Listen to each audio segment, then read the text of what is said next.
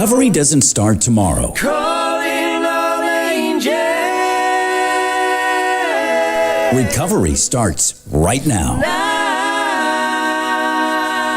And here to help is Rated R for Recovery. Calling all you angels.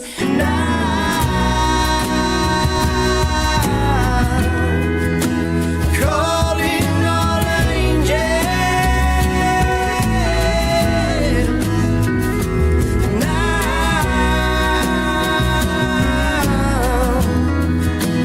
Calling all you angels. I like that over there. That's very nice. Hi, everybody. Welcome to another edition of Rated R for Recovery. That's Rated R, the number 4, recovery.com on the World Wide Web. And on YouTube, it's Rated R FOR Recovery. Speaking of YouTube, we do this show and we broadcast live. We also archive the show on our YouTube channel. So for those of you listening at home, if you're listening at home, you're already on the YouTube channel. But for those of you here in the studio audience, and by the way, Joy, Yes. we have a studio audience. Oh, Do you know? that's where I pushed the little button. and Everybody the clapped except applause for the meter. young lady from Buffalo. She was the only one that didn't clap.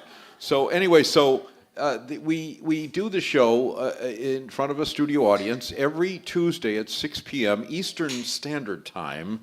That's for those of you listening in California, which Danny is tonight, and Clint is Oh, hey, tonight, and Clint. And speaking of that, or Australia, which I don't know what time it is there, but that's just me. Anyway, so please go onto the YouTube channel, hit the like and subscribe button, and that helps with what's called Analytics. Analytics, oh yes. We like to say. I'm an addict, alcoholic. My name's John. Hey, John. And my co-host over here is? I'm just a nice girl who could never say no. My name's Joy. Welcome to the show. So we broadcast from the KRZ studios in South Fort Myers, Florida, every Tuesday night, like I said, starting at 6. If you go onto our website or the YouTube channel, you can see how you can look at past shows and scroll down and see that. Joy, you have some interesting notes there to let us know some. I do. You want to hear the mission statement? Oh, yes. We haven't please. done that for a while. Yeah. What is Rated R for Recovery, Joy? It says right here, Rated R for Recovery is a recovery-based, faith-driven program bringing hope, healing, and restoration to individuals and families impacted by addiction. Through interviews, sharing information, and entertainment, we strive to be a catalyst for change for all who wish to recover. Very nice, very nice. You also have some announcements, don't you? All right. So first of all, Kimmies Recovery Zone, every Thursday morning from 8 until 10 has coffee and canteen. That is not every Thursday, I don't think. So I the think it's last Thursday of every month. Very nice. Or that. Okay. The last Thursday of every month from 8 to 10. Start your morning with hot coffee and good company. Enjoy uplifting fellowship with fellow veterans, followed by grocery shopping for all veterans in need. Come early, stay connected, and leave with essentials. That's at 507 Center Road in Fort Myers, the last Thursday of every month, 8 to 10. Coffee a.m. with veterans. Do you hear that, Larry? Coffee with veterans. Look at that. Okay. Well, And- I say that because our friend Larry is a veteran. Jamie, are you a veteran? I am not. No? Anybody else? No? Okay. All right. Well, come and And- have coffee with them. A conference for AA and Al-Anon women in Naples, Florida from June 12th to the 14th. Group of 400 of your new closest friends. It's called Sisters by the Sea, and you can Google Sisters by the Sea 2026. It's at the Naples Hilton. They have speakers, entertainment, workshops. It's a wonderful weekend to get connected and meet new friends and have a great time. Oh, that sounds like a wonderful. Are you going? I am going. Good for you. Good for you. There's also always a lot of different things going on in the recovery world, not just here, but all over the world for that matter.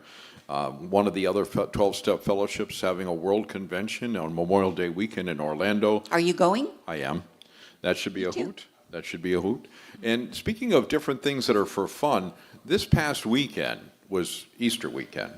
And on Saturday before Easter, Kimmies Recovery Zone, which is the location we're at right now, did a spring festival in which they had different booths from people from all different walks of recovery, a DJ, a Easter egg hunt and fabulous food and prizes. So it was really good. It's always very well attended. They had crafts for the kids. They did. Yeah. It was lovely, and it was the- a beautiful day. The only thing I struggled with was the Easter egg hunt, and I'll tell you why. It's because they gave those little plastic Easter eggs, and inside each Easter egg was a piece of chocolate, and it was about 90 degrees in the shade that day. So I was wondering what it looked like when you opened up the Easter egg. I'm just saying. Of course, that's where my mind goes. So other things that are going around, ladies and gentlemen, in the recovery world, you're welcome to let us know if you'd like to be a guest on the show.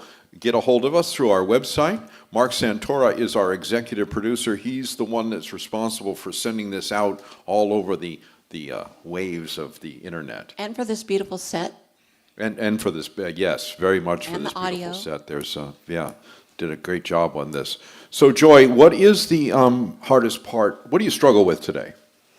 Oh, amazingly, I struggle with some things from my past. I got sober and I worked through the steps with a sponsor, and I thought that I had everything in its right place, but things come back around over the years. And when I was 20 years sober, my grown son spoke to me, and I'm not sure, I don't know exactly what he said, but what I heard was, you know, you're a mess and this didn't work and I don't know what's going on, and it kicked me to the curb and made me feel like I wasn't really seeing things clearly, that, you know, that I had maybe been in my own mind too much and thinking that everything was fine when it wasn't. And it just rocked my world, and I have had to go back through the process a few times, and you know, it's getting better. It's been it's been 9 years now, and it's getting better, but it hurts. Now, we say this quite often, but we don't have a drinking problem, we have a thinking problem. And if we change the way we think, then we change the way we live. What do you see was the biggest transformation point in this process? This inventory process must have been very painful to go back and go on over again. So, I don't understand the question. What are you asking me? When did you see a change? In this last thing? Yes, in this last go around here with this. At about 8 years, I think.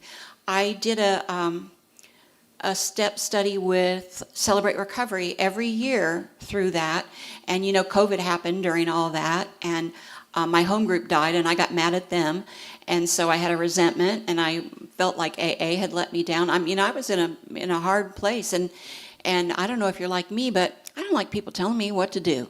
And when I feel that they have hurt me, then, you know, I get really stubborn, and this thing sort of locks up. And I know that that's my issue, that, you know, that it is my thinking problem, but yet I try to fix my sick mind with my sick mind. And I wasn't going to talk to anybody anymore because I was so hurt.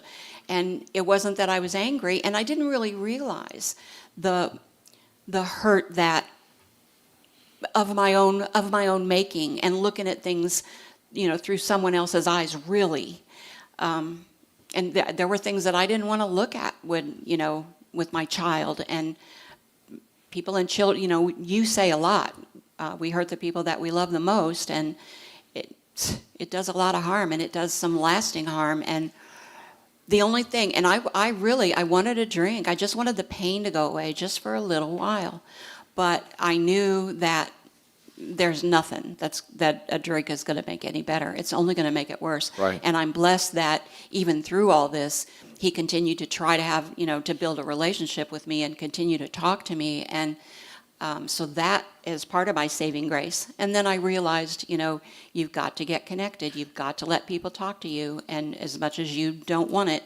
So, you know, I reconnected with a sponsor and got a home group again when COVID was over, and here we go. And just to, not to change the subject, because we're going to go on with this, but we have a new feature tonight, ladies and gentlemen, that if you have any questions or concerns, want to ask Joy what she thought about something, or myself, or anything else you might want to bring up, text your comments to 239-980-8080. Those of you in the studio audience, if you wanted to ask a question during the show, please text your comments again. Once again, that number, 239 980-8080. Joy? We need to get it up there on the, We do, Flash and we on will. the screen. We will eventually. Okay. We will.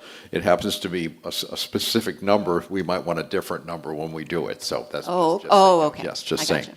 gotcha. We talk about your son saying that to you.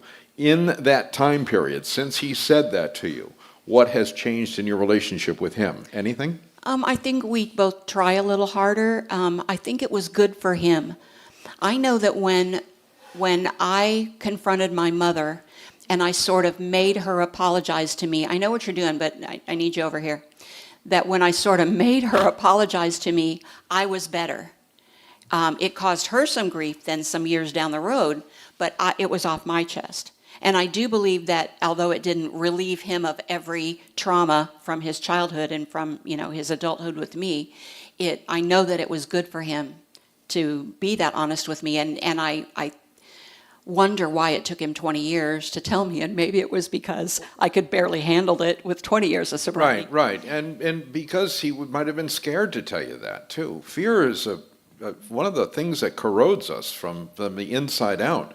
One of the things that I think is really cool about recovery is some people recognize the issues before they get into adulthood.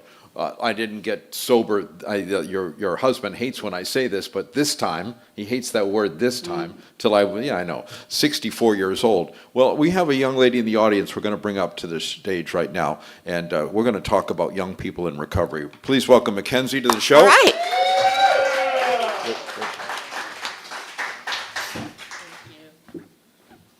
Look at all that talking you made me do. Whew. Sorry, I was late. No problem.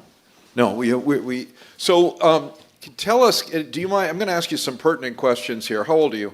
I just turned 26. 26 years old. Yes. Did you hear that, Joy? I did. Wait, I Oh, to turned be 27. 27. I'm 27. I forgot.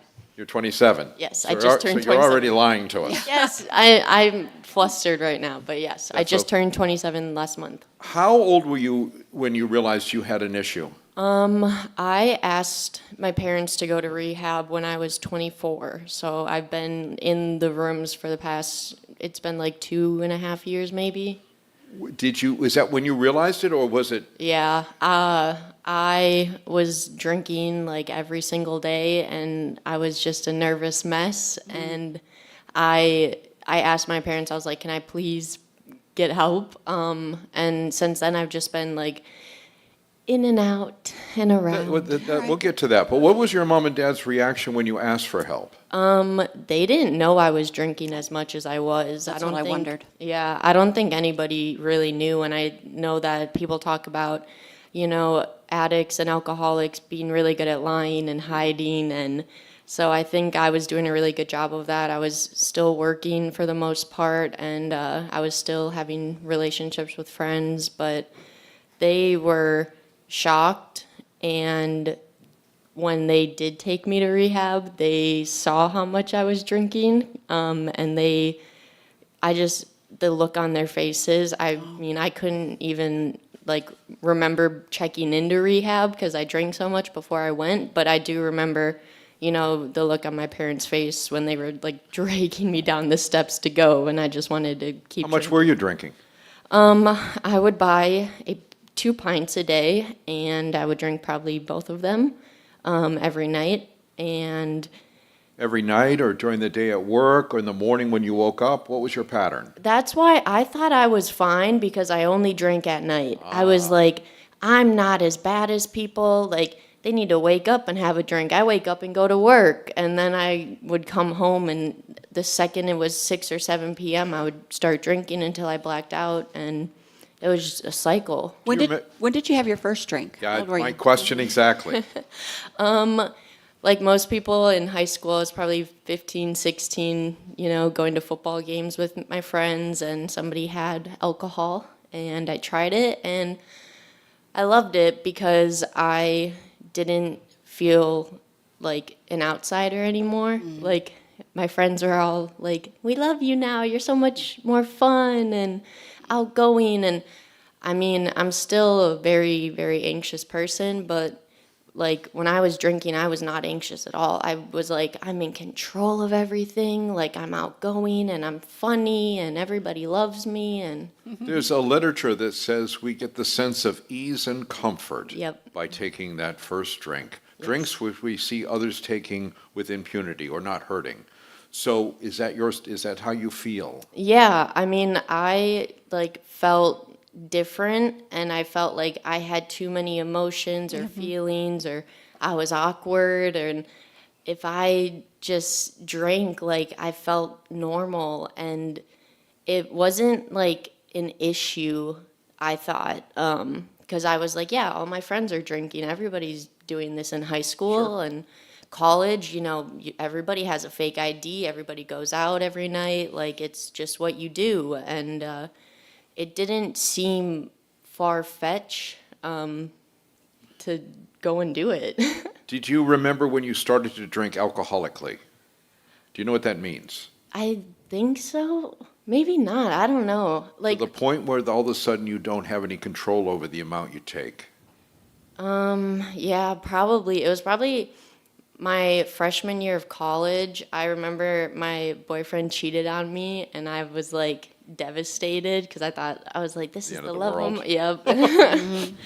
And so it was like winter break, and I remember my winter break was a month long, and I drank every day for a month, and I didn't think that was quite normal, but I call that falling into a bottle. yeah, and I was just like, well, this is fixing everything. I'm sad and I'm so upset, but not when I drink. I feel fine. It's that thing where it says, I forget what the author says, but it was like it solved all the problems, and then it turned on me like a boomerang that cut me to ribbons or something like that. What do you know that? It doesn't matter what the Well, that's Sean's favorite line, but I don't know it by heart. But what it is it's the answer.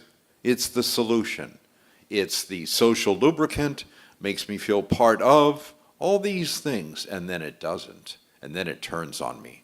And it turns on me like it wants to kill me, because it does.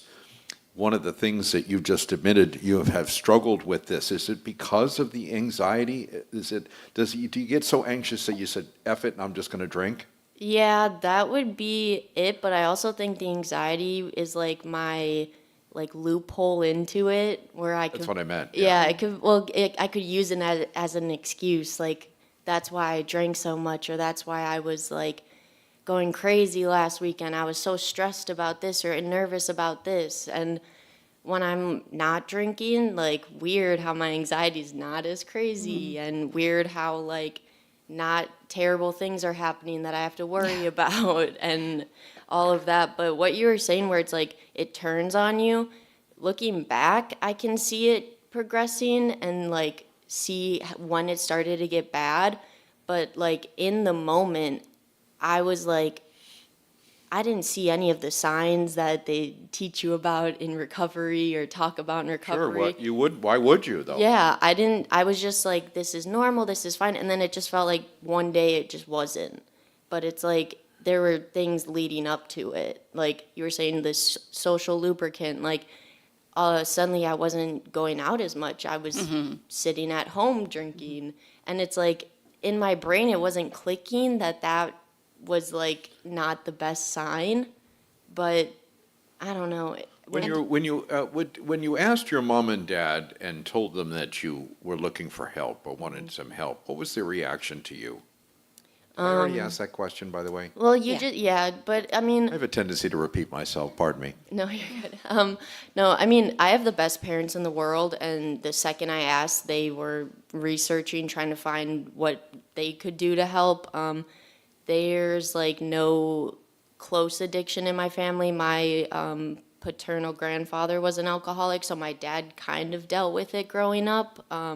But they didn't know what to do with me when I asked for help. They're like, where do we take her? Like, but they're like the most supportive people I've ever met, and they were obviously just so disappointed, I guess. But this whole journey, it's been like joy, like they're so proud and then they're so disappointed. So, Well, and there's so much fear yeah. in that. with when you see a family member going down that path. And fear can, just like you said earlier, it's a beast, and it can really make you behave in ways that don't seem rational. And you know what? You might have heard this before, somebody saying that I don't have a drinking problem, I have a thinking problem. I don't know if you've ever heard that Yeah. before. We'll find out about that in a minute. But before we do that, when you say my parents were so disappointed, do you really think that was them being disappointed, or you're thinking they were disappointed? Because they love you. And your Yeah. disappointment in yourself when you Yeah. look at them. Yeah, I definitely probably like me projecting my own like thoughts and feelings, because I just felt like I let them down so much. Like after high school, I went right to college, and like 4 years graduated college. I had a job, Yeah. and I was doing like what you're supposed to do, I guess, in life. And like I was moving on and forward, but I was drinking the whole time that I was doing all of that. And so for them to find out like that I wasn't this like cookie cutter perfect like person, they were like, whoa. But then I think I just was disappointed in myself. Well, and the delusion of, my parents think I'm perfect, and nobody's perfect. So do you want to share with the group here in the audience and people at home how you and I met? Yes, I know John because when I came to Florida, I'm from Minnesota originally, so my parents' family, they're all up in Minnesota. I'm down here by myself, but I have a lot of, friends and recovery people that support me. I met John when I came down to Florida, and I went to this treatment program called Next Step. John was a facilitator there when I was a patient, and he was running groups. I saw him every single day, and so I feel like I got to talk to him a lot. And ever since then, I see him around. I left Next Step probably over a year ago now, and so we just kind of kept in contact. I see him at meetings and stuff. And She comes in contact now. I'm starting to cry, so I got to regroup myself here.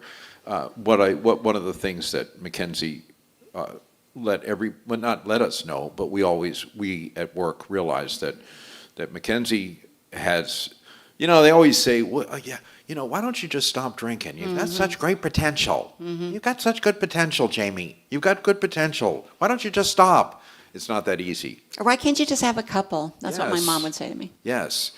Mackenzie's mental capacity for accepting information and being able to, conduct herself in a certain way was noticeable to people at work. And so we all knew that if Mackenzie had decided that recovery was the most important thing to her, that she would make it and she would do well in it, and she would thrive in it. And now, what is going on with the fact that you said that you've been struggling as of late, or just since I know you said, yeah. Listen, you know me, my story. You got sober in 2008, relapsed after 3 years, relapsed after 4.5 years, lied about it, and then struggled off and on until my sobriety date, which is March 27th of 2021. So I get the relapse part of it. Now, for those of you listening at home, they say, well, see, that doesn't work. Well, no, it didn't work because I didn't work it. That's why it didn't work. It's the 12-step fellowship, regardless of the A, is 100% effective if I work it. And the point I'm trying to make is, the question I'm going to ask is, when did you stop taking your medicine? And I mean the medicine by meetings, sponsors, service work, praying. What else can you think of? Trying to carry the message. That's for you and I. And for Joy, that's our medicine.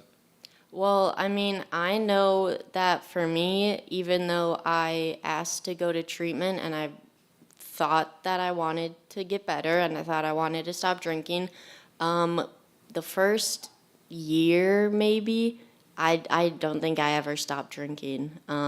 I went to, the first rehab I went to was Hazelton up in Center City, Minnesota. It's in the middle of nowhere. It's in the middle of woods. There's deer walking around everywhere. It's the middle of nowhere. Where'd you get the booze? I had someone bring me alcohol while I was there. I lied. Shame on you. Yeah, it's crazy. Like, alcoholics, addicts, crazy. Throw it over the fence. Yeah, no, people could just drive up there because it's in the middle of the woods. They're like, nobody's gonna bring alcohol in here. I remembered I had an ex-boyfriend from like 8th grade that lived up there because he's a big like farmer boy, hunter boy, and I lied to him and told him I work there and I can't have alcohol because I work there. So can you bring me some? And he was bringing. So I was sober for like 2 weeks when I was there, but I was there for 30 days. So the last 2 weeks I was drinking. I went down to Hazleton in Naples. I was drinking there, got in a big old mess. I was put in like a little cuckoo bin down there for one day. They let me come back. They kicked me out because I started drinking again. I went to Next Step after that. I was drinking the whole time there, lying about it. Did you know that? No, of course not. So Did we know you were drinking? sometimes I got caught, yes. But I was drinking down in Naples at Hazleton or at Next Step. I went up to the Fort Myers location, Next Step, drinking there. They made me go to Park Royal, which is like a detox and mental place. I had to go there for 3 days. Got released. I was sober. That was the first actual time I was sober in the whole like almost a year since I started asking for help. I was sober for 4 months. I didn't drink. I was going to meetings. I was taking notes in group. I was on top of everything. And it was exactly 4 months that I had a drink. That whole 4 months, I had the same pint of vodka that I would always buy in my car. And I was like, just in case I need it, just in case something bad happens and I need to cope or I'm going to die without it. That's what I thought. So it was a bad day and I just drank it. And it started the cycle all over again where I was drinking and then I wasn't drinking and then I was. And Did you ever get through any steps during that time? during those 4 months, I think I got to like my third or fourth step, maybe. I would challenge to say we never got past step 1. Yeah. Just saying. Yeah, I was working the steps, I think, and then after I drank and I tried to get a few more weeks or months sober, and then I would drink again, and then a few months, drink again. And then at the time, I feel like I was just lying to everybody, so I was putting on like a performance where I was like, I'm doing so good in AA. Like, I'm going to so many meetings, and I'm sharing, and I'm doing this, and it's like the whole time I would do that all day and go home and drink, and then it was just a big sham and a lie. And Well, you know, it's funny when you say this. You're 27, 26, or whatever you said you were in the literature, the book that was printed that is like our textbook that for different A's, the one that was created in 1935 by Bill Wilson and Dr. Bob Smith.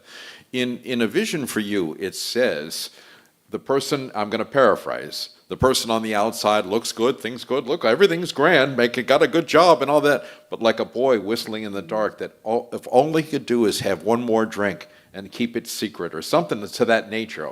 That just, it's funny how when you say these things, it goes back to that book that is so true to this day, even though it was written so many years ago. So how much time do you have now? right now I have 6 months. All right. Which, All right, are you telling the truth? yes, Okay. yes.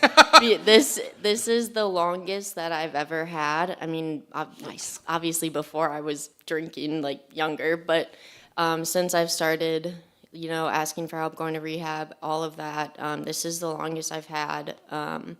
And it's different this time because I don't feel like I'm performing for anybody. You're finally doing it for yourself, you mean? Yeah, I'm Doing it. yeah.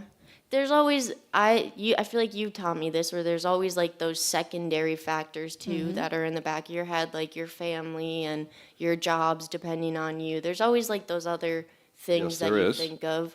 But yeah, I mean, I just, I don't know, it's different. I would say I went through a lot of going back into the program, leaving, thinking like I was so scared to show up again, showing up, everybody giving me love and support, and then going back out a few months later. And it's just, it wasn't that like the people weren't saying anything wrong. It's not like things weren't sticking, because they were sticking. And it's like that thing people say where it's like once you know about AA, it ruins drinking forever. It ruins, yeah. It's like sitting on a bar stool and having a head full of AA. That's no fun anymore. There was a young lady, well, not young to you, maybe young to me, but everybody's young to me, named Heather, that wanted to say hello to you. Oh. And that's I'm going to cry again. All right. So then so what it sounds like to me, what you just said, is that you've had a significant first step experience. Joy?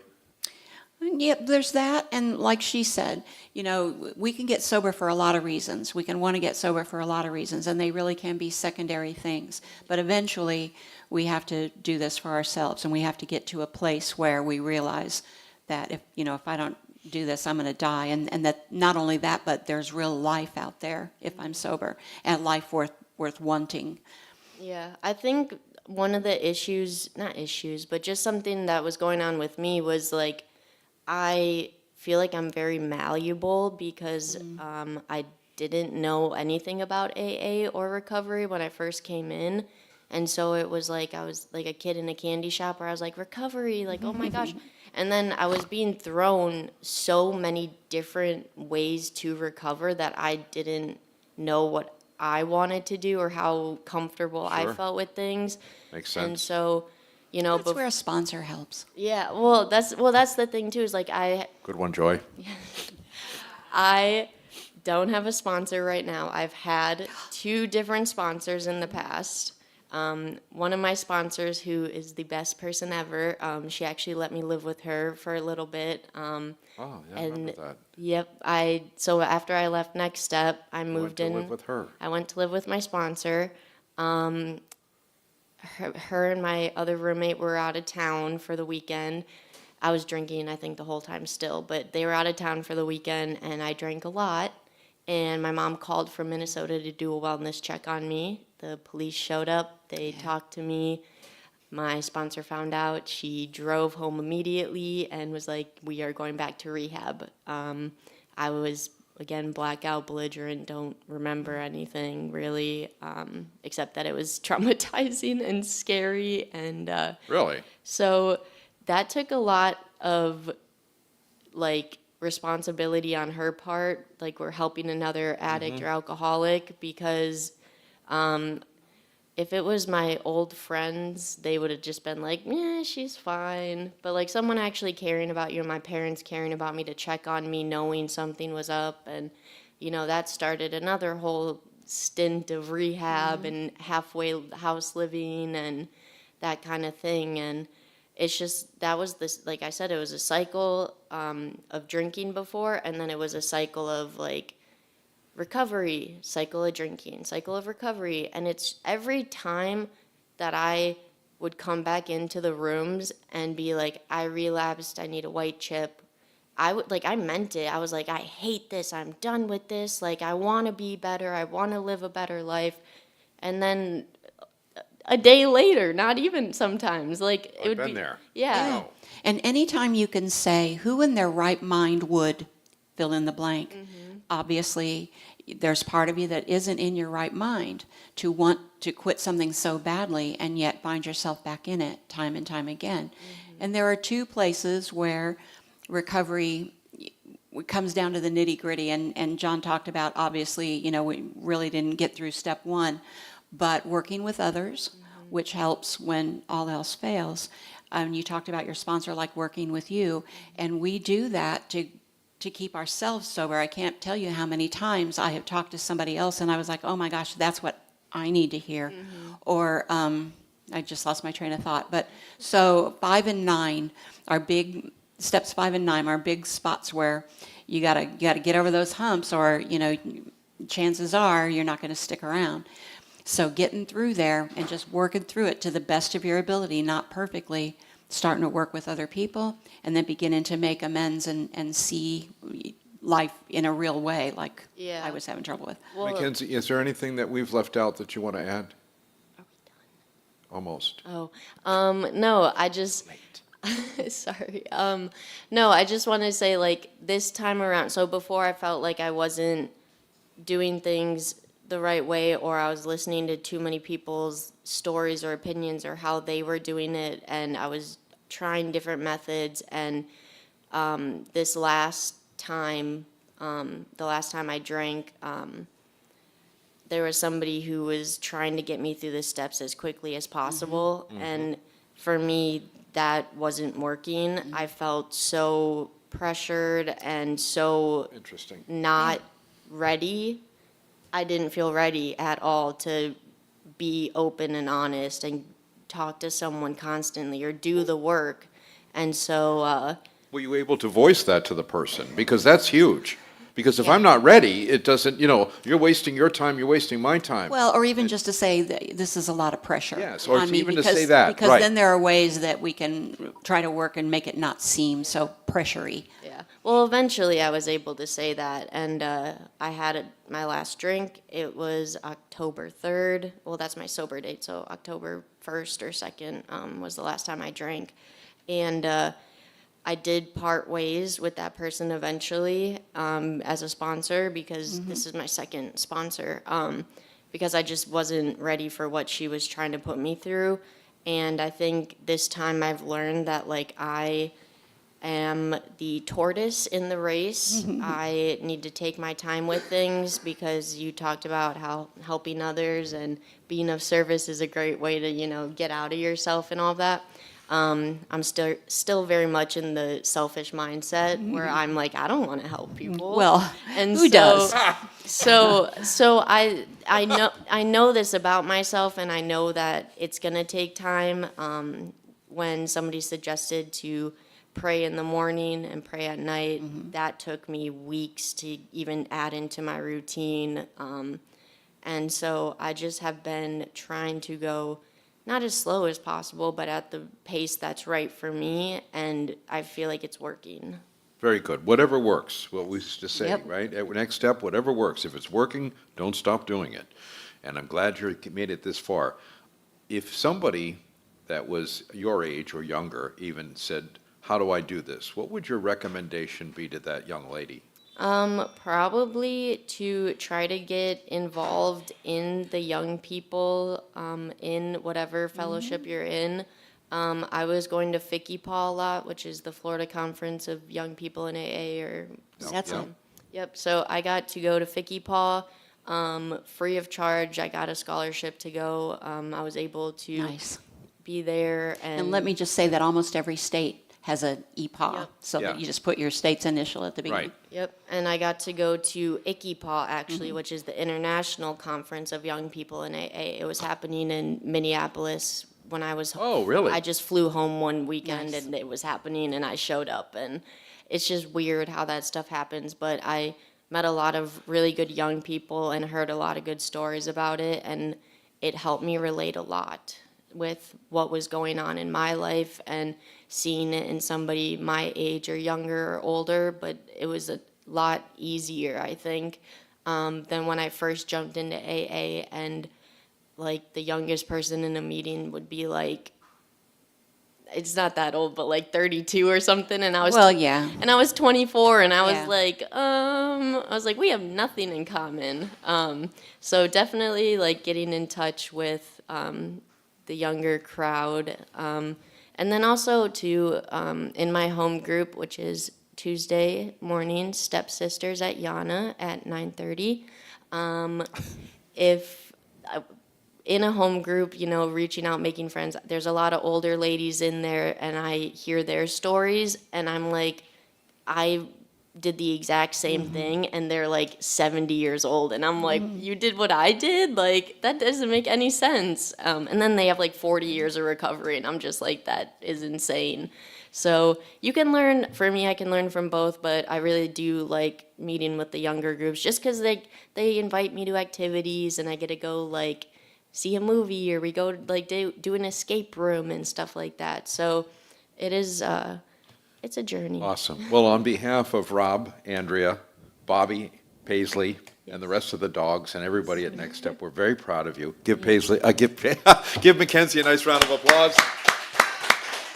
We are going to take a commercial break, and when we come back, we go into our second segment, affectionately known as Kimmy's Corner, where we have Dale Spain, who is CEO of Heart and Homes for Veterans, right after this. Struggling with life's challenges?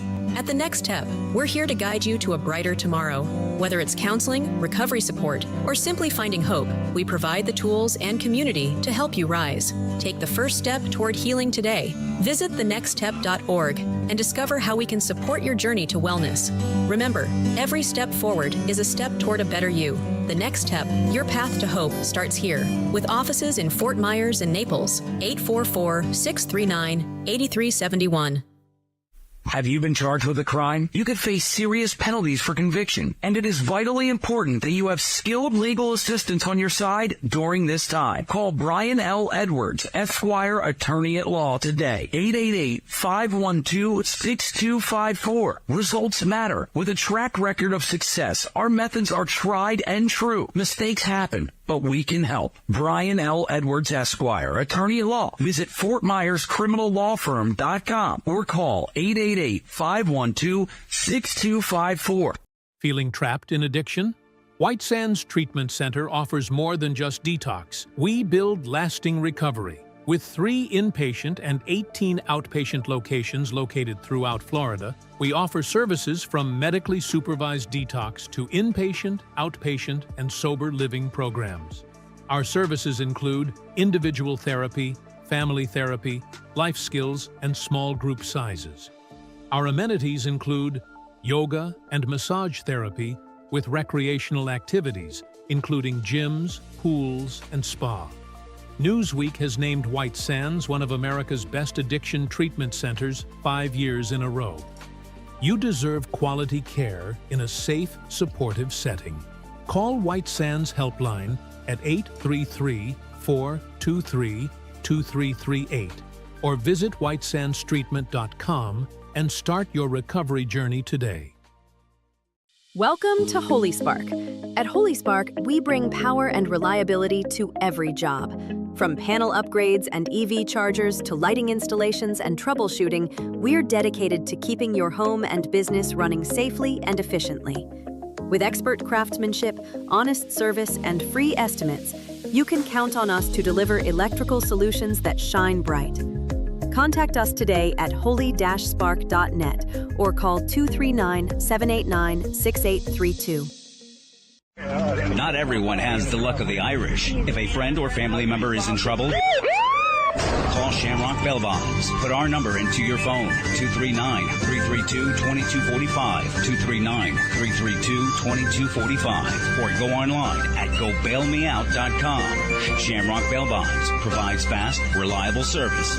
Shamrock Bell Bonds, 1528 Broadway, downtown Fort Myers. Look for the Shamrock, and maybe luck will be on your side. Hello, I'm Michael Manzi, owner of JCI Solutions, 239-672-2673. When starting this company 3 years ago, I had no clue that we would grow to what we have become. There is one thing I can say that we have done from the beginning is take pride in our work, making sure every customer we do work for is satisfied from beginning to end. Offering residential painting all the way to commercial painting with jobs done in a timely manner, with highly skilled professionals giving you top-of-the-line work.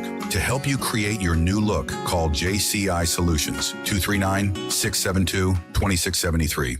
Struggling with addiction? You're not alone. At Phoenix House Project, we believe in second chances and brighter tomorrows. Our proven programs offer support, hope, and tools to rebuild your life. With expert care and a community that understands, transformation starts here. It's time to rise, reclaim your life, and become the best version of yourself. Visit phoenixhouseproject.squarespace.com today. or call 239-244-7876. The journey to recovery begins with sober living. Phoenix House Project, where hope takes flight.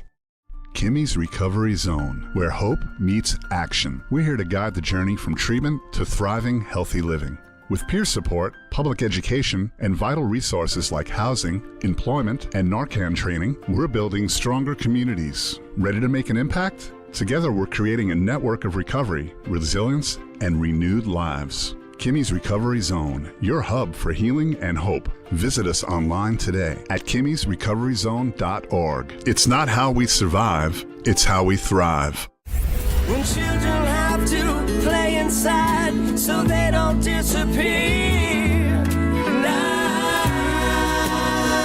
Welcome back to Rated R for Recovery. Welcome back, everybody, to Rated R for Recovery at ratedrforrecovery.com. As a second segment of the show, Kimmy's Corner, ladies and gentlemen. Before we announce our host for Kimmy's Corner, who's a wonderful man. That's right. Yes. Thank you. Yeah. So anyway, before we do that, we want to let you know, next week's show, we have a gentleman who wrote a book called I think it's called The Big Burb, is what the book is called. I'm sorry, the big what? The Big Burb, B-E-R-B. Okay. And his name is Jason. He'll be talking to us first. And then, Al, Mayor Kevin Anderson is going to be on the show. Very good. I love Kevin Anderson. We do. I love Mr. Great Anderson. mayor. I have been able to share the stage with him on numerous occasions where we did events for music downtown. And guess what our musical guest is next week? What? Lena Luna. Oh. Yay. She's a jazz progressive violinist. Oh, she's amazing. the best. She's very good. She's great. So you ready for your intro? Yes, At this time, absolutely. ladies and gentlemen, from the KRZ studios, we present Kinney's Corner, done and facilitated by the founder and creator of Kimmy's Recovery Zone. Please welcome, with a nice big round of applause, Mr. Al Kinkle. Hey. Stick around a little bit there, John. We would like seeing you up here once in a while, you know? I know a lot of times you like to go in the back and get a little popcorn. Well, I like to let you have your thing. You always let me have my thing. Your I'm all right. moment. But anyway, it's such a privilege tonight to have Dale here. Dale, thanks for being here. Thanks for What a having great me. man. We just love you. Dale is the CEO of Hearts and Homes of Veterans of Florida, a nonprofit corporation that was created March 25th, 2013. Its purpose to support homeless veterans and their families to find themselves without the necessities of everyday life.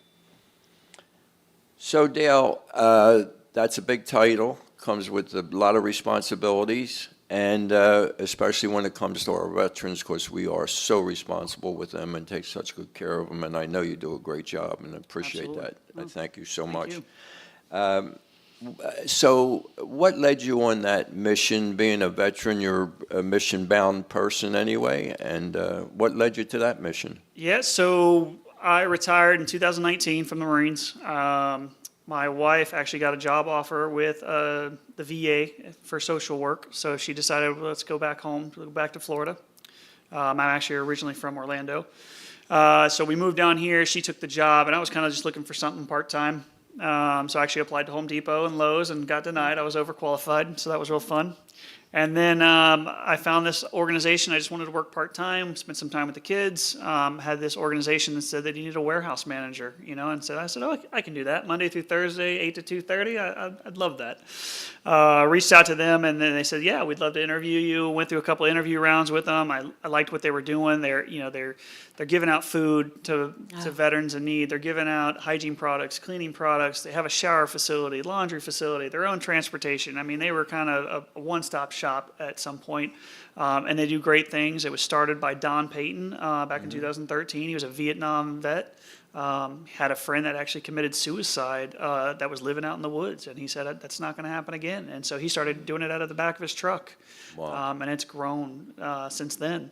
I took over about a year and a half, 2 years ago, and we've been running. You're running every day. Absolutely. All right, we love that because you're doing God's work, man. Thank you so much for what you're doing. Defining moment when you knew helping veterans work for you, and that was your life's work. We had a nice conversation a little while ago. I read into you pretty deeply. You are a very kind, wonderful person, and I'm so happy that you're here working with our veterans. So go ahead. Yeah, I mean, my wife was social work. I did a little bit of substance abuse training in the military and kind of learned how that all went.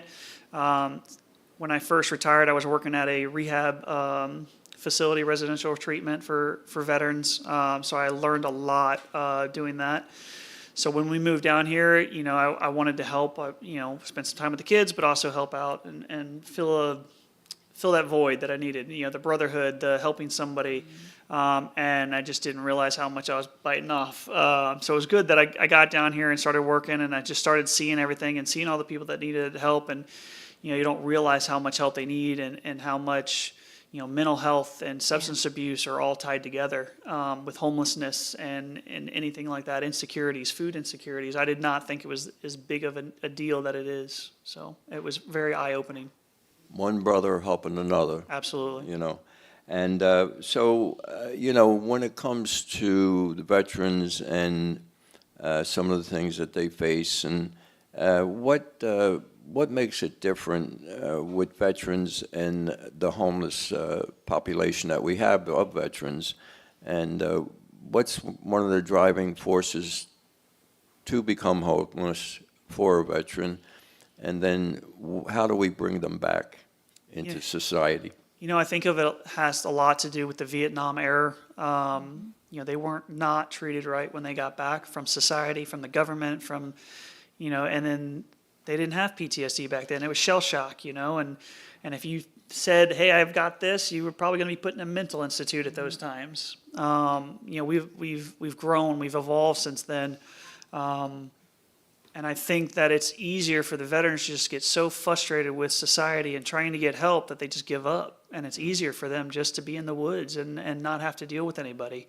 I don't think it has anything to do with, I don't want to be responsible for anybody. I think it's that they're so fed up with their mental health, with the substance abuse, with their PTSD, their anxiety, they just don't want to deal with anybody, and it's easier for them. People who have training living in the woods or living on their own and being totally self-sufficient. Absolutely. It's I'm not saying that it's done well or anything, but you feel like I'll just take care of myself. You know what I mean? Whatever. Absolutely.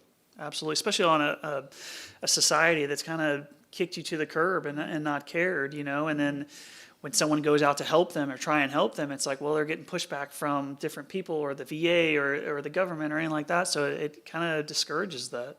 So yeah, it's when you think about it with our veterans,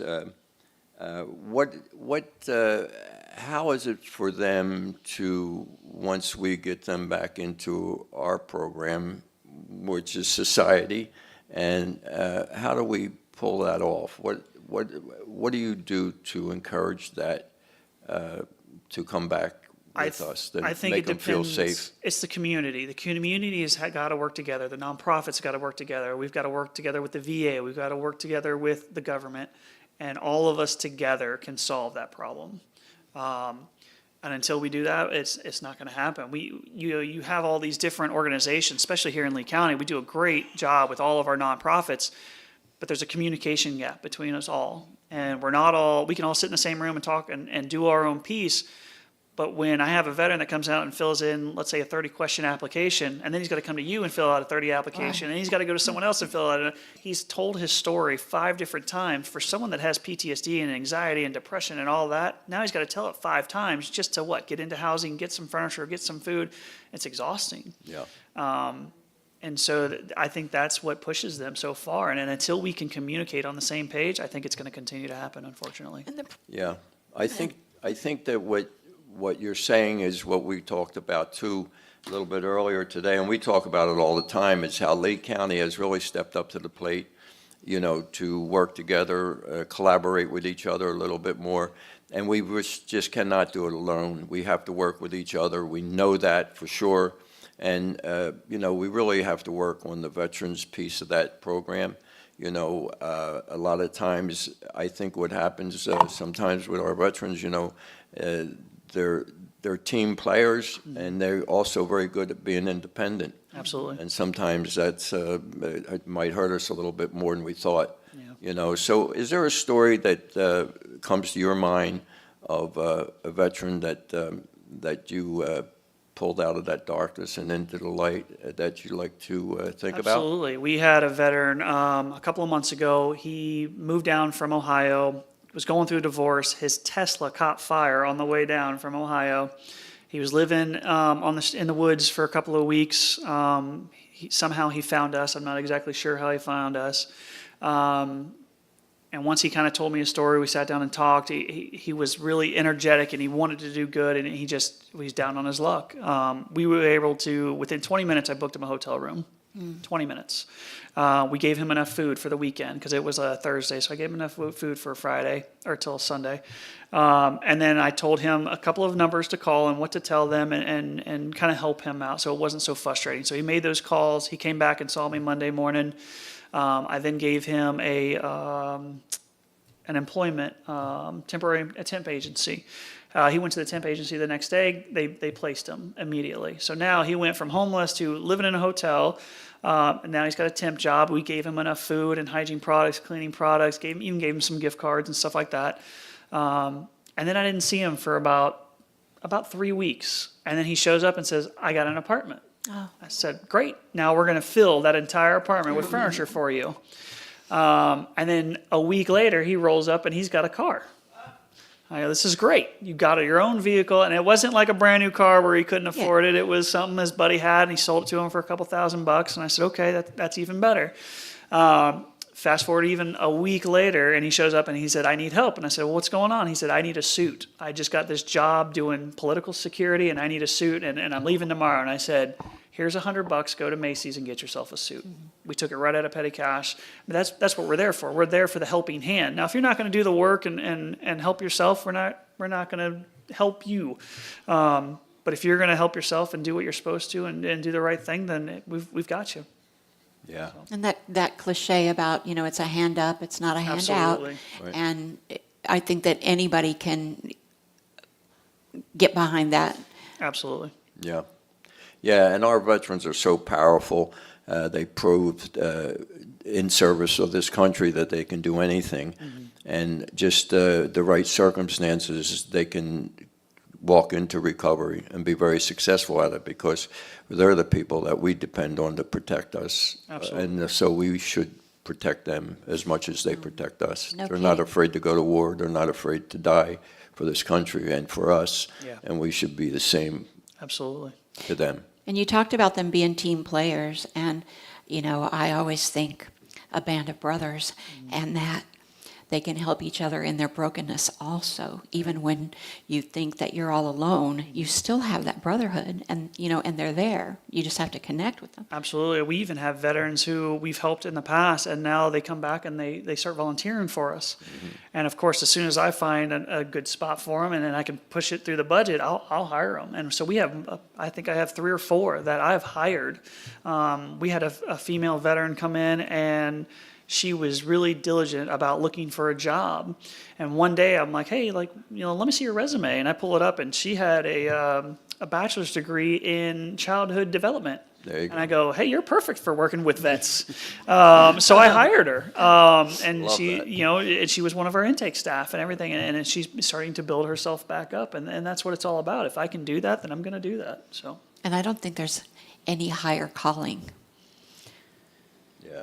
It's to work with good. them. It does feel good. There, you get the good with the bad, but Well, of course. that's It's a tough- everywhere. it's a tough job. absolutely. And working with them and talking to you out, it shows like there's a lot of mental health, there's a lot of substance abuse, there's a lot of PTSD, and we even talked about, my wife is a social worker, we talked about this the other day, there's some trauma before that all happened from previous years and probably previous vets and how their parents treated them, how their grandparents treated them. So it's just in a big circle, it's a cycle, and it's just happening over and over and over. Yeah, yeah. We talk about that a lot, and there's so much trauma that happens in our lives, and not all our lives, but I'd say a lot of our lives. We all experience of some degree trauma, no matter what it is. We might not even think it's trauma. Oh, well, that's just part of life. When really, reality is it is trauma. And, you know, veterans, you know, suck it up and suck it in, and they do it for a long, long time, and then sometimes something happens where it just becomes too much, or if they haven't taken care of it. And I think that's one of the moments we could be better at doing things, and that's with mental health and substance use. You know, mental health for many, many years was just on the back table. And now, finally, people are really starting to realize, well, it just doesn't happen to my neighbor, it happens to me also. So I talk to so many people, and just the difference between now and 20 years ago, and now and 10 years ago, and even 5 years ago, and even in the past year, so many people that stop me, you know, I happen to frequent people that know me in areas that they know me, Publix in particular, and I get stopped all day in Publix, people talking to me and about their situation comes up, because they know that they can talk to me, because they know that I've been through some difficult times with mental health and substance use. And so people are ready to talk about it, and I think the more that we talk about it, the better off it's going to be. Yeah, there won't be a stigmatism. That's toward it. You know, the military is really bad about having that stigmatism, and in society, it's still there. But like you said, if that one person, you've changed that one person, then that's great. Yeah. We're tough enough physically to take anything, but mentally we can't take it all. So that's Well, and mentally we can take a lot. It's just the difference of understanding between just keep sucking it up, just keep sucking it up, and I need a little help. You know, I need a community, just even if it's just to talk about it. Well, what you said, just keep sucking it up, that's what really gives us the most harm, because we Yes. keep sucking it up, and then before you know it, we're sucking up something else. And True that. Then we're in big trouble. Well, and you mentioned like the VA and stuff like that, and honestly, like there's 62,000 veterans in Southwest Florida. I mean, the VA is overworked. They're overwhelmed with all the mental health that's coming in. I mean, you've got the guys that were, you know, in Korea and Vietnam. They're now getting that mental health. Right. I mean, it's I'm not saying it's too late, but it should have been 40, 50 years ago. You know, and so, like I said, my wife sees 700 people, you know, right now as a social worker. That's a lot of people to be seeing and dealing with their trauma and trying to give them the counseling. But I do think that, like you said, that Lee County's doing a good job, that Veteran and Human Services, they're always willing to help veterans out. DAV's always ready to help veterans out. And, you know, people need to realize that, you know, like, yes, you are one veteran and you are that vet and we want to take care of you, but you know, there's 50, 60,000 other veterans that need help as well.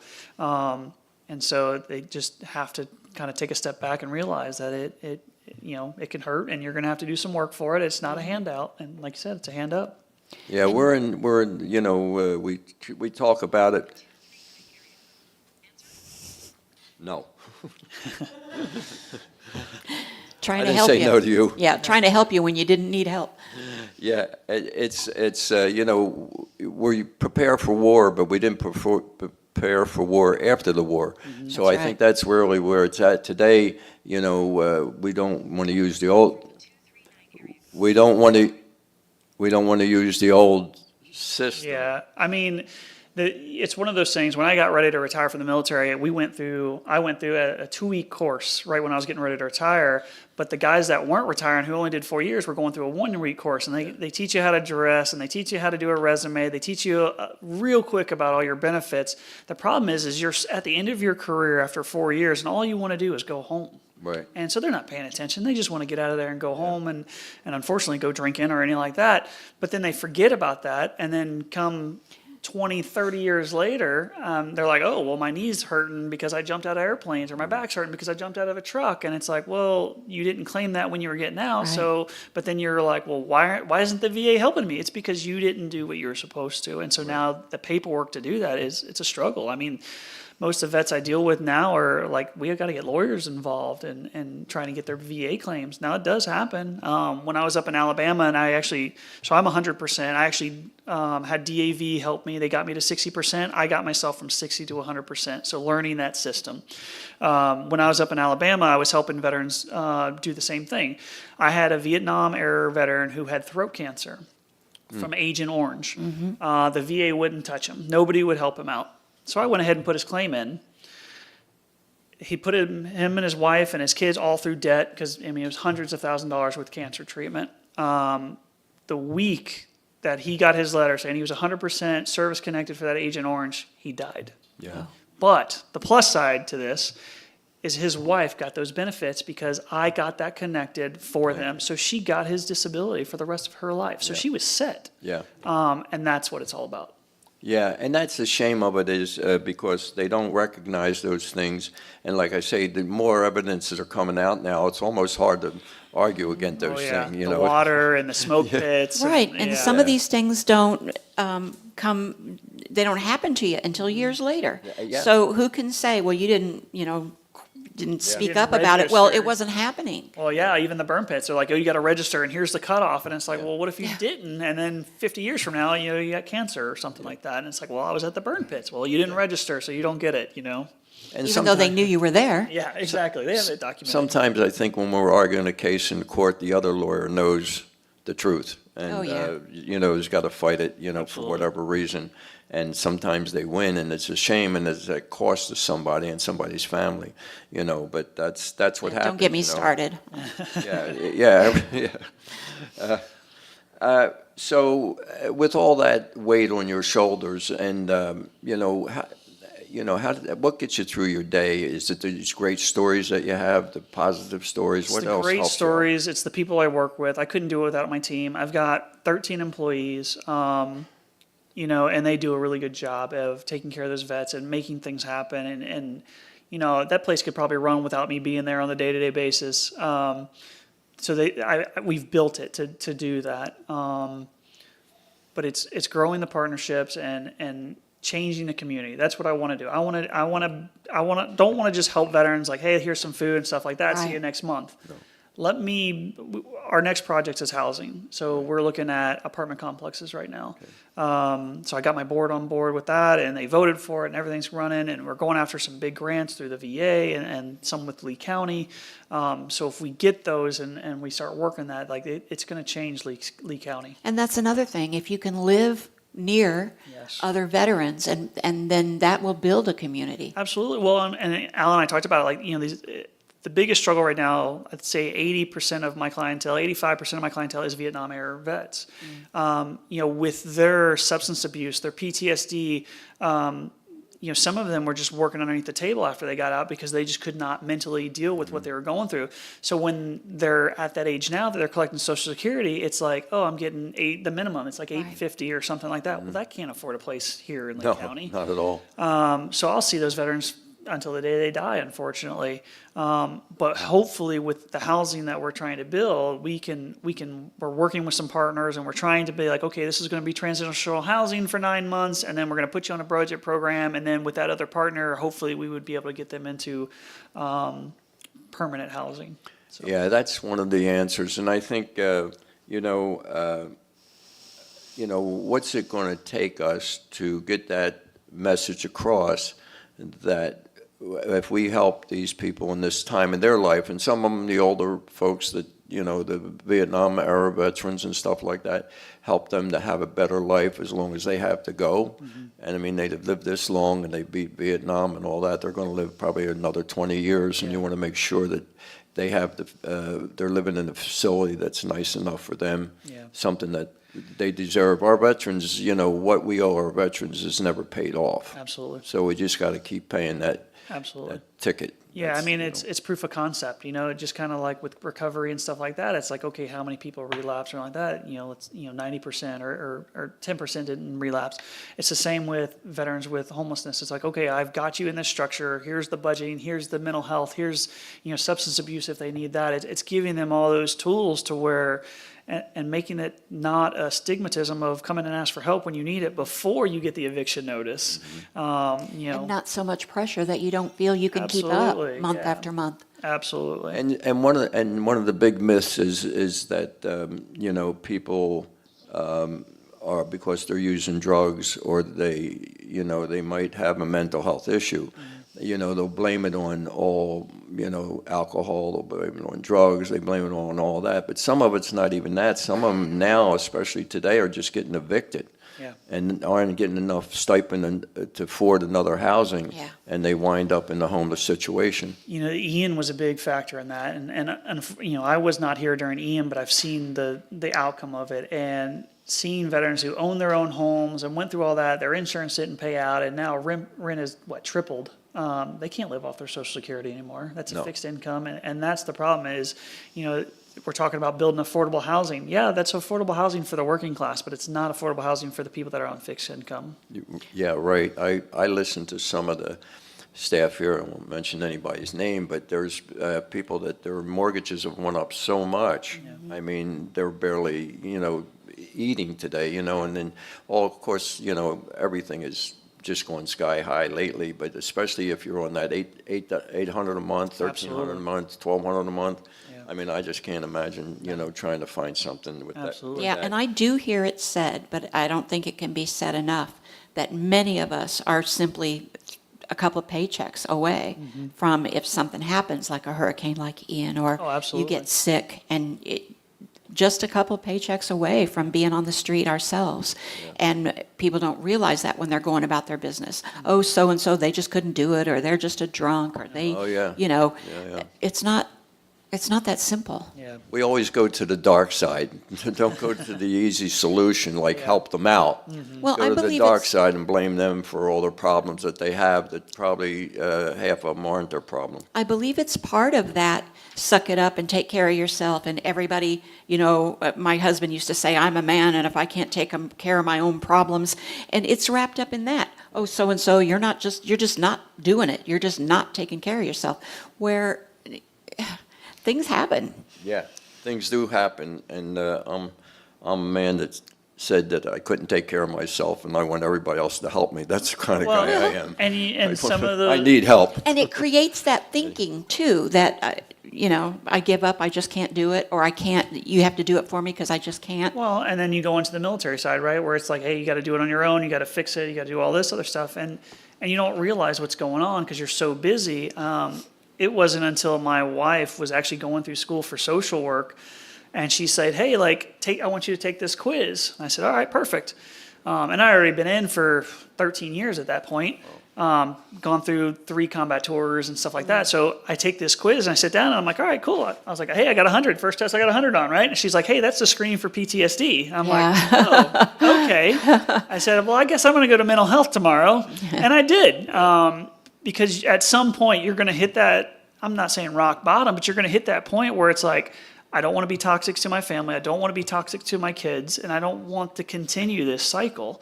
And so I went to mental health the next day, and I got seen for 3 years before I retired. And, that stigmatism that everyone's afraid of, it wasn't there. Yeah.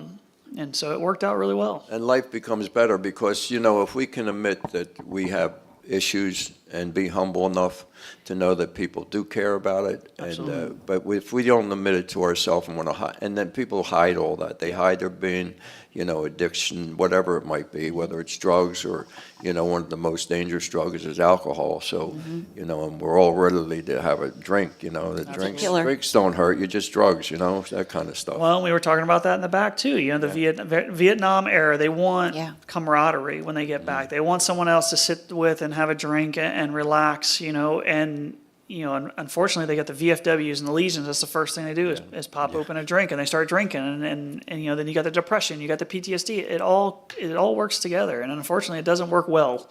So something I could never understand is that alcohol is a depressant, because it didn't depress me. It woke me up and made me feel better. Yeah. But you pour depressants down your throat for 20 years, you're going to be depressed. Absolutely. And then, if let's say you're getting medication, and you don't know what that medication does with your pills. Mm-hmm. Yeah. I mean, you can take one pill and have a drink, and you would be out. Yeah. I'm fine. Yeah.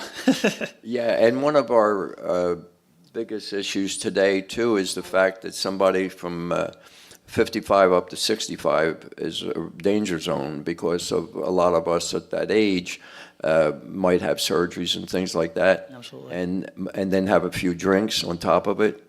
and before you know it, they could be overdosing or just ruin their health completely anyway. Yeah. But now, also too, when they leave the hospital today, they give them Narcan when they're doing opioids, and that never used to be. Right. No. So things are people are starting to learn and starting to change a little bit, starting to be a little more compassionate. I think we just have to learn that we're all the same. Yeah. We're all human beings. Absolutely. We all make mistakes, and we all need help. Yeah, absolutely. Not nobody walks around here, and became that tall by No. themselves. They have Not at to all. have some help. Yeah, And I they're actually finally still have the realizing- case of Narcan sitting under my desk right now from you, so. Good. Well, don't use it. No. But at any rate, and then our veterans listening right now out there, is there something you want to say to them, and also is there something that you can remind them who to get in touch with? To tell them what they need. I mean, if you need help, just ask. If you need resources, you can walk into us. You can walk into Lee County. You can call 211. Lee County has 211, which is a great resource. They can give you the resources. The thing that we try and do at Hearts and Homes is not just say, hey, here's a phone call, go call them. It's like, hey, let me help you with this. Let me help you fill out that paperwork. So it's that warm handoff instead of a cold call. Most veterans don't want to sit there and make a cold call because they're afraid they're going to be on hold for 20, 30 minutes. Like the VA, it might be 40 minutes before you get someone on the VA sometimes. But that's what it's all about. So, if you need help, try and get it before, it's too late, or even if it's going to cost more. We see people all the time that'll bring their electric bill and it's 2 months past due. I'm like, well, why didn't you bring it last month? It would have saved me, 200 extra bucks. So, if you need the help, just come and get it. We say we help homeless and low income, but we also help people in need, Okay. We've even had people that weren't veterans show up and we give them a couple days worth of food. It's not our norm, but if they show up, we do that. But for the veterans, even if you come to us, or like I said, 211, we're going to help you out. But you have to do the work as well. We're going to help you as much as we can, but you also have to put in the work. Everybody helping everybody. And That's right. Listen, John, we brought you up here because you always have an in-depth question or two that you can ask, and I like that. I want to recognize something, that your work goes no further than our own backyard. There's a gentleman right over here. Now, I don't know if the camera can see Mark, our executive producer. Can you put the camera on Larry for just a second? Larry. So, Larry, you can just stay where you are. Just you can raise your hand. But Larry was a recipient of a house full of furniture from you. Great. And he stops by, what is it? You stop by once a month? Yep. It stops by once a month. He knows Jessica, is that her name? Oh, yeah. He knows Jessica. And so there is a perfect example of somebody that was helped through your program. That's awesome. So thank you very much. Yeah. That was awesome. Last year, we helped 2,741 veterans. The year before that was 2,400 veterans. The year before that was 1,800 veterans. So we're seeing that growth. This past year, like I said, we've been working with other nonprofits. We gave out $400,000 worth of gifts in kind to other nonprofits, just so it wasn't sitting in our warehouse. We gave out $1.4 million worth of gifts in kind to veterans and the rest of the community. And that's huge for us. Yes. We also do our own audit. We had 96% of every dollar goes right back to the veterans and right back to the community. And Al, you have a coffee for veterans here in this building. Yes. The last Thursday of every month. Yes, we do. And he's going to come to the next Absolutely. one. Hopefully he will. And we'd encourage everybody to stop by, get to know Kimmies Recovery Zone, not just for the veterans programs, for the outreach programs. What's the address? 507 Center Road is the address in South Fort Myers. Thank you, Joy. But there's so many things that happen here. There is a wall of information. You can't see it from here, but why don't you stop by? All the more reason to stop by, to see the wall of information. Meet Mr. Kinkle. Meet Heidi. Meet Eileen. Meet the people that run this place. And I guarantee you'll leave with a smile on your face. How about meeting Mark? Mark in the back. Mark, where's Mark at? Where's Mark? Where's Mark? He's not here tonight? All right, there he is. Okay. Very good. Mark, our executive producer. Thank you, Al. Anyway, ladies and gentlemen, we're going to take another break. When we come back, we have a special entertainer, Mr. Brian Holland, will be entertaining us. You're listening to Rated R for Recovery, ratedrforrecovery.com. We'll be right back. Good job. Thank you very much. Struggling with life's challenges? At the Next Step, we're here to guide you to a brighter tomorrow. Whether it's counseling, recovery support, or simply finding hope, we provide the tools and community to help you rise. Take the first step toward healing today. Visit thenextstep.org and discover how we can support your journey to wellness. Remember, every step forward is a step toward a better you. The Next Step, your path to hope, starts here. With offices in Fort Myers and Naples, 844-639-8371. Have you been charged with a crime? You could face serious penalties for conviction, and it is vitally important that you have skilled legal assistance on your side during this time. Call Brian L. Edwards, Esquire, attorney at law today. 888-512-6254. Results matter. With a track record of success, our methods are tried and true. Mistakes happen, but we can help. Brian L. Edwards, Esquire, attorney at law. Visit FortMyersCriminalLawFirm.com or call 888-512-6254. Feeling trapped in addiction? White Sands Treatment Center offers more than just detox. We build lasting recovery. With 3 inpatient and 18 outpatient locations located throughout Florida, we offer services from medically supervised detox to inpatient, outpatient, and sober living programs. Our services include individual therapy, family therapy, life skills, and small group sizes. Our amenities include yoga and massage therapy with recreational activities, including gyms, pools, and spa. Newsweek has named White Sands one of America's best addiction treatment centers 5 years in a row. You deserve quality care in a safe, supportive setting. Call White Sands Helpline at 833-423-2338 or visit whitesandstreatment.com and start your recovery journey today. Welcome to Holy Spark. At Holy Spark, we bring power and reliability to every job. From panel upgrades and EV chargers to lighting installations and troubleshooting, we're dedicated to keeping your home and business running safely and efficiently. With expert craftsmanship, honest service, and free estimates, you can count on us to deliver electrical solutions that shine bright. Contact us today at holy-spark.net or call 239-789-6832. Not everyone has the luck of the Irish. If a friend or family member is in trouble, call Shamrock Bell Bonds. Put our number into your phone, 239-332-2245, 239-332-2245, or go online at gobailmeout.com. Shamrock Bell Bonds provides fast, reliable service. Shamrock Bell Bonds, 1528 Broadway, downtown Fort Myers. Look for the Shamrock, and maybe luck will be on your side. Hello, I'm Michael Manzi, owner of JCI Solutions, 239-672-2673. When starting this company 3 years ago, I had no clue that we would grow to what we have become. There is one thing I can say that we have done from the beginning is take pride in our work, making sure every customer we do work for is satisfied from beginning to end. Offering residential painting all the way to commercial painting with jobs done in a timely manner, with highly skilled professionals giving you top-of-the-line work. To help you create your new look, call JCI Solutions, 239-672-2673. Struggling with addiction? You're not alone. At Phoenix House Project, we believe in second chances and brighter tomorrows. Our proven programs offer support, hope, and tools to rebuild your life. With expert care and a community that understands, transformation starts here. It's time to rise, reclaim your life, and become the best version of yourself. Visit phoenixhouseproject.squarespace.com today or call 239-244-7876. The journey to recovery begins with sober living. Phoenix House Project, where hope takes flight. Kimmies Recovery Zone, where hope meets action. We're here to guide the journey from treatment to thriving, healthy living. With peer support, public education, and vital resources like housing, employment, and Narcan training, we're building stronger communities. Ready to make an impact? Together, we're creating a network of recovery, resilience, and renewed lives. Kimmies Recovery Zone, your hub for healing and hope. Visit us online today at kimmiesrecoveryzone.org. It's not how we survive, it's how we thrive.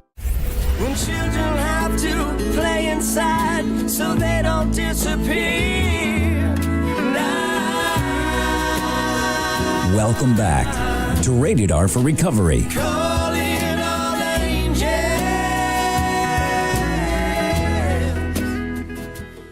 Hi, everybody. Welcome back to Rated R for Recovery, ratedrforrecovery.com. Before we introduce our musical guest for the night, we just want to remind you of next week's show.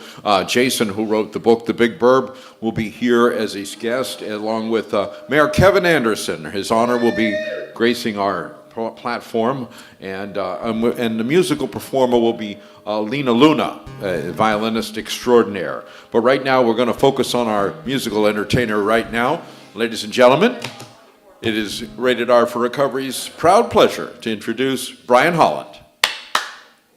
That means clap. Good Lord. I don't know if he's got it hooked up yet, John. Can you still hear it?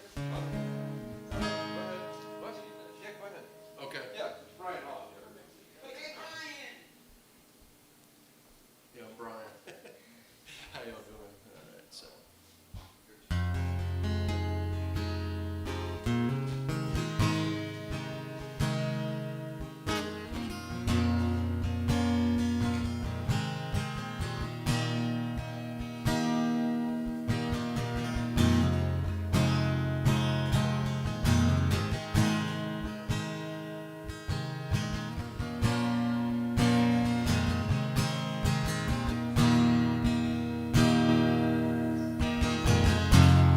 Walk throughout my history, your faithfulness is walk beside me.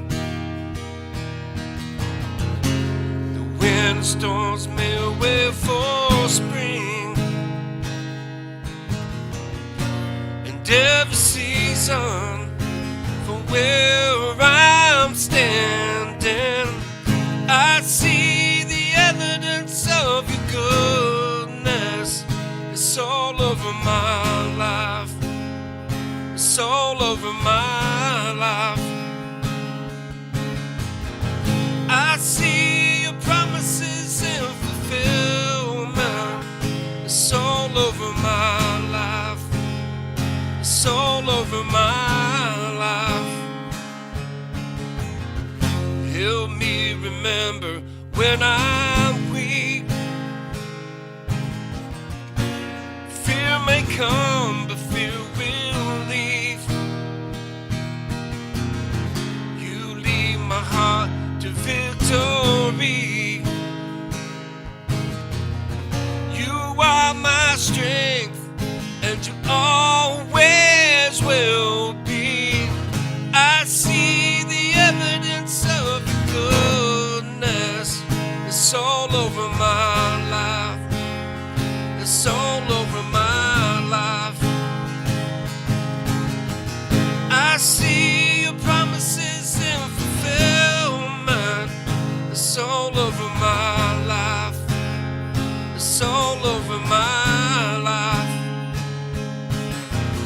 See the cross, the empty grave, the evidence is endless. Oh, my sin rolled away because of you, oh Jesus. Whoa, whoa, whoa.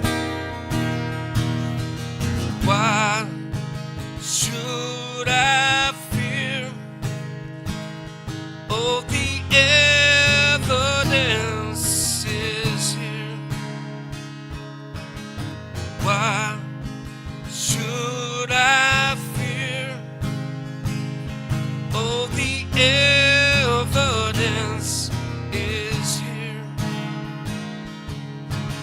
Why should I fear? Oh, the evidence is here. Why should I fear? Oh, the evidence is here.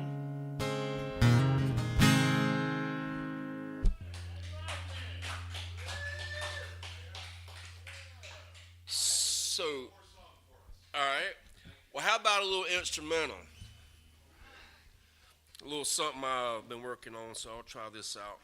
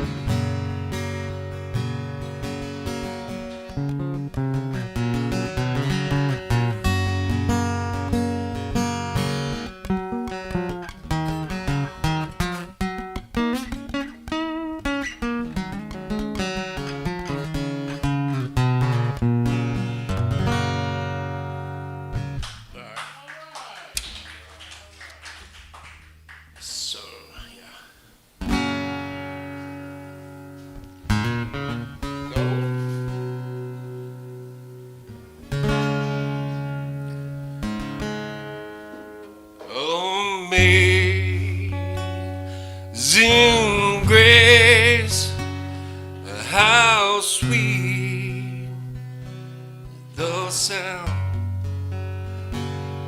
that say a wretch like me. Oh, I once was lost, but now I'm found. Was blind, but now I see.